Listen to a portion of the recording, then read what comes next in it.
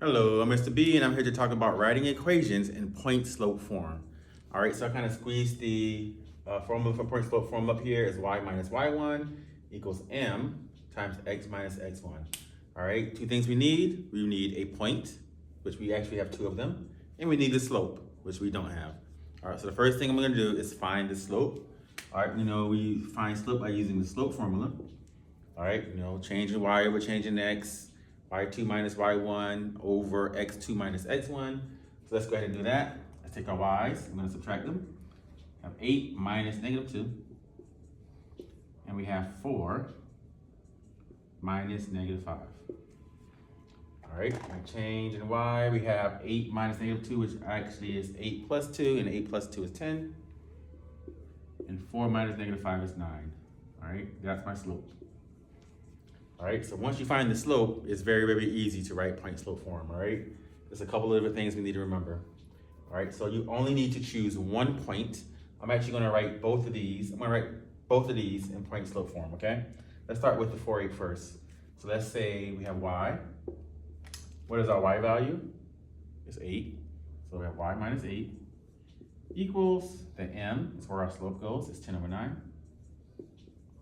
Times, then you have x minus x1. X minus, and our x value is 4. That's it. All right, I just wrote both of these. I already wrote this in point slope form. Now let's do the same thing using this point. Notice that this point has a -5 and a -2. Let's see how that changes the equation. So let's go y minus, all right, my y value is -2. So I could write y minus -2, but that don't seem right? That doesn't sound right. So instead of writing y minus -2, we're gonna write that as y plus 2. The same thing.